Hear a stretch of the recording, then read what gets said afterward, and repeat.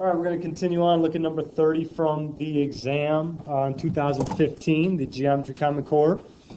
The question is a picture, actually. It says in the diagram below, triangle ABC, so ABC and X, Y, Z are graphed. Use the properties of rigid motions to explain why triangle ABC is congruent to triangle XYZ. All right, a couple notes I want you to write down. What is a rigid motion transformation?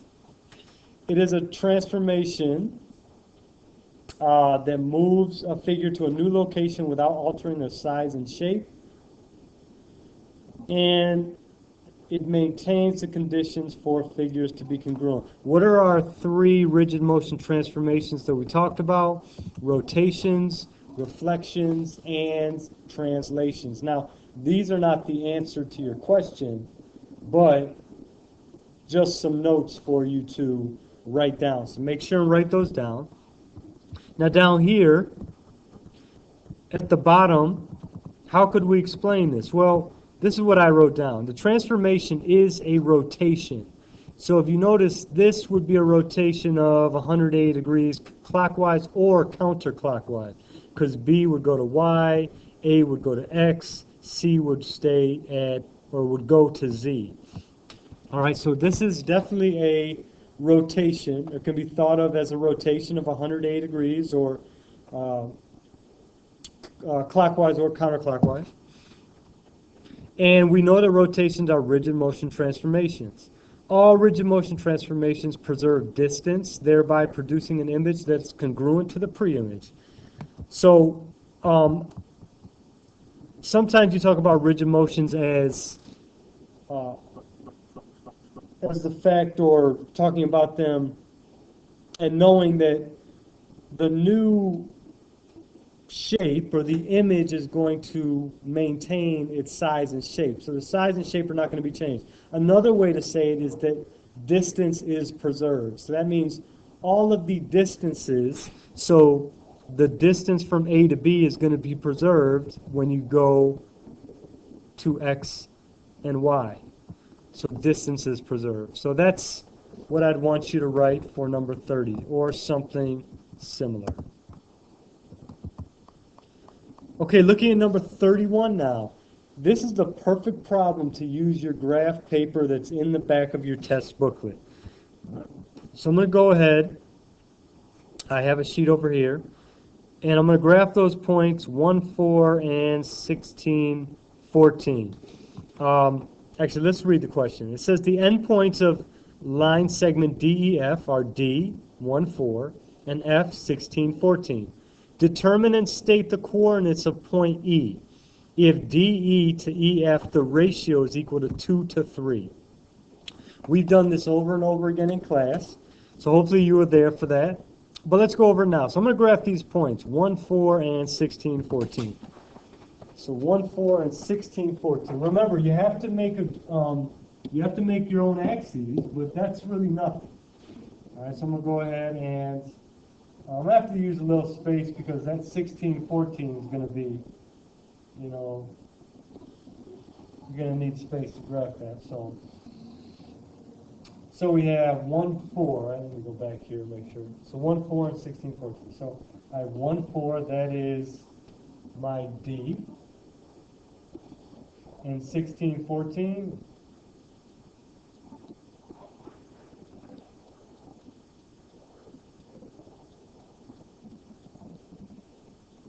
All right, so we have this line here. This is my F. All right, notice it says DEF, so we know E is somewhere in the middle. Now I'm going to make a line now.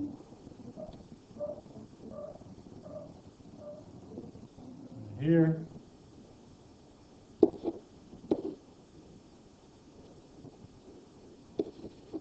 All right, so now we know E is in the middle. We know it's going to cut it into a 2 to 3 ratio. All right, I would go ahead and find the slope. So the slope, remember, is rise over run. So we're going to have 1, 2, so rise over our run is equal to rise is 1, 2, 3, 4, 5, 6, 7, 8, 9, 10. So it's going to be 10 over 1, 2, 3, 4, 5, 6, 7, 8, 9, 10, 11, 12, 13, 14, 15. So we have 10 over 15 for our rise and our run. So rise over run equals 10 over 15. Now remember, you actually could use I'll show you two ways to do this if I have a chance. But remember, we did a formula to find the x value and to find the y value. So if we want to find the x value, we're going to take the starting x value, which is 1, and we're going to add, it's going to be 1 plus 2/5. Now how do we come up with 2/5? Well, looking at the 2 and the 3. If it was 3 to 2, it would be 3/5. Or if it was 4 to 1, it'd be 4/5. But this 2 and this 3 add up to 5, which is why we have this 5, and the 2 is the first number, which is why that is on top. All right, so 2/5 times the run. So it's times the run, or the change in x. And in this case, our change in x is, so if we look here, it's from here to here, and that is 15, and that's just our run. So we're going to have times 15, right? So x value is going to be 1 plus 2/5 of 15, or 2/5 times 15 is 6. So our x value is 7. Now over here, for y, we're going to take our y value and do 4 plus, still 2/5. And what's the run? I'm sorry, the rise is actually 10. Remember, our rise is actually saying from here to here, what is this? And that is 10, which we already calculated. It's going to be 10. So we're going to have 4 plus 4, because 2/5 of 10 is 4. And that's going to be 8. So our point is 7, 8. All right, we'll go back here and determine the state. So the coordinates of point E. Now you should look to see if it makes sense. So let's look at 7, 8. So if I look at 7, 8 based on my coordinate grid, so it's kind of hard to see with all these lines I drew, but if I start here, this is my center point, so I count 1, 2, 3, 4, 5, 6, 7, 1, 2, 3, 4, 5, 6, 7, 8. That makes sense. That looks like this is a 2 to 3 ratio. That, at least that point looks like it makes sense. So I'm just going to do it that way. I'm not going to do the other way right now. But that would be the answer to number 31. Okay, you're going to look at number 32. Now, 32 starts the next part, which is going to involve 3 questions, and each one of them is going to be worth 4 points. So the last couple problems we did were worth 2. Now these are worth 4, so you could imagine that the difficulty level is probably going to go up. So let's read what we're looking for here. It says, as shown in the diagram below, a ship is heading directly towards a lighthouse. So here's our ship. It's heading directly towards the lighthouse, whose beacon, so obviously beacon, a beacon is like something that gives off light, I believe. Don't quote me on that, but whose beacon is 125 feet above sea level. Hold on. All right, sorry about that. So, whose beacon is 125 feet above sea level at the first sighting. So we have to read this carefully. All right. It says at the first sighting, point A, that's here. The angle of elevation from the ship is 7 degrees. So that's where they have this 7 right here. Highlight this. 7 right here. A short time later at point D, so imagine the ship is moving. The ship is moving now. So it goes from here and it ends up at D. Now, as you can imagine, the closer the ship gets, that angle is going to get greater and greater. And at point D, it says that that angle is 16 degrees. The angle of elevation. Now it says to the nearest foot, determine and state how far the ship traveled from A to D. We need to figure this out. All right? We need to figure this out. And I'm going to erase all this now. And one thing you have to consider is most of what we dealt with when finding sides was with right triangles. Matter of fact, all of it. So if we want to do this, we're going to have to consider 3 different triangles here. So I'm going to outline them. We have this one. That is an obtuse triangle. It is not a right triangle, which means you cannot use a squared plus b squared equals c squared, and you can't use SOHCAHTOA on the red triangle that I just outlined. Can't do it. Not a right triangle, can't use it. All right? That's the first triangle. The second triangle that I'm going to outline is this one in blue. Now the blue one is a right triangle. So you can potentially use a squared plus b squared equals c squared or SOHCAHTOA, right? I'm not sure which one we're going to want to use or if there's another way, but just keep in mind that we could use those things for this blue triangle. The third one I'm going to outline is this. All right? And the green one is also a right triangle. So we can now use a squared plus b squared equals c squared for that one, also SOHCAHTOA, sine, cosine, tangent. So how are we going to go about this? Remember, we need to find from A to D. A to D. But that's part of, so I'm going to go ahead and erase this now. That A to D, we're not going to be able to get that directly because that's part of this obtuse triangle. And we never learned anything to deal with an obtuse triangle finding a side. We have not learned anything. But we have with a right triangle. So let's see what we can find. Let's look at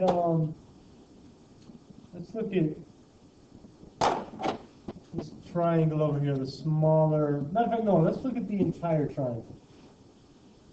And we can find now from A to C. So we can find this entire distance.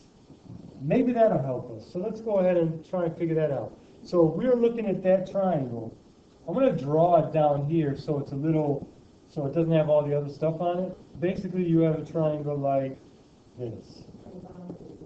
7 degrees. And then you have 125. And you have a right angle. And you're looking for this. So again, you have, based on our reference angle of 7 degrees, you have the opposite side and you have the adjacent. So you're going to be using tangent. So we're going to have tangent of 7 degrees is equal to 125 over x.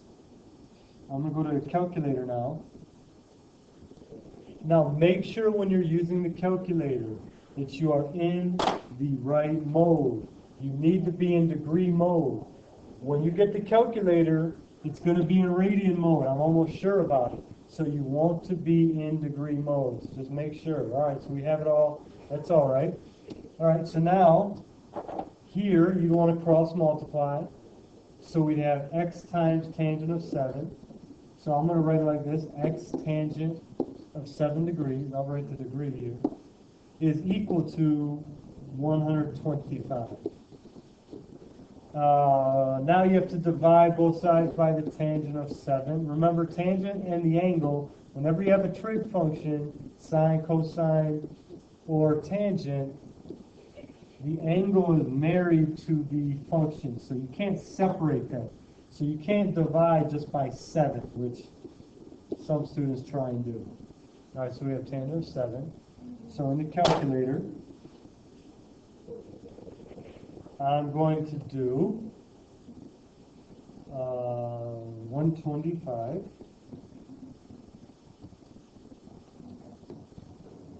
divided by the tangent of 7, and you get 1018.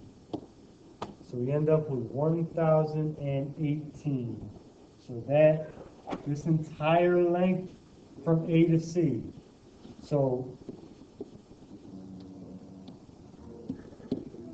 from A to C is approximately 1018, approximately. Okay, now the other triangle we could deal with is this one.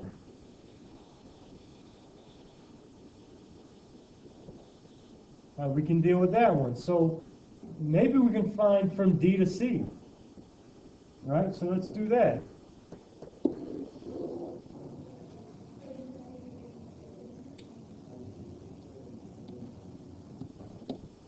All right, so I'm going to draw this triangle. I'm going to draw this triangle over here. And so that triangle is 16 degrees, 125. This is 90 degrees. So we can actually get this part down here. And again, we've used tangent, so it'd be tangent of 16 degrees is equal to 125 over x again. So it's really going to be similar. The only difference is we're just going to have 125 divided by tangent of 16. So you're going to have x tangent 16 is equal to 125. And you divide both sides by the tangent of 16.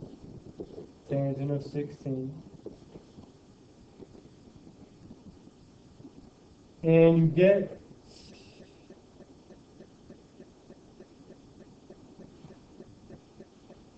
see here. And you get x is equal to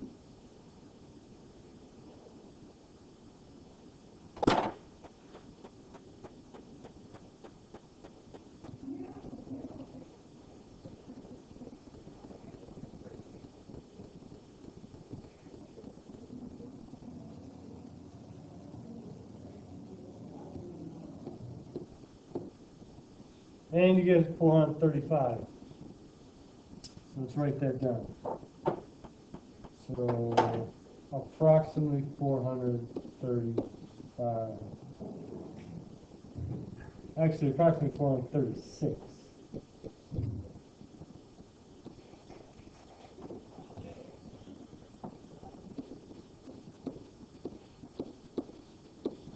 All right. So what I would do now, first of all, what we found this approximately over here, and we found the entire thing to be approximately 1018. But we still don't know what we need, which was this piece. But if you know the whole thing, and you know if you know AC, or A to C, and you know D to C, then if you subtract, you're going to get A to D. So let's go ahead and subtract those. So in the calculator, now I know I rounded when I wrote it down, but since I already have the answers here, the numbers here, I'm just going to hit enter, take that first value, and say minus that second value, and then hit enter.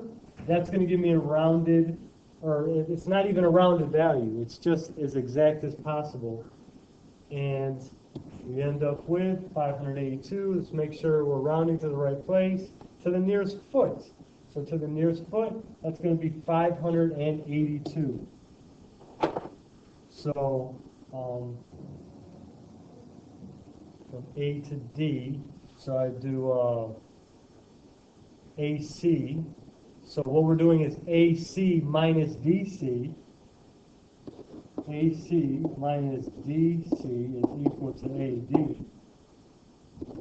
And 1018 minus 436 is equal to 582. So AV is equal to 582 feet, or is it miles? I believe that would be feet.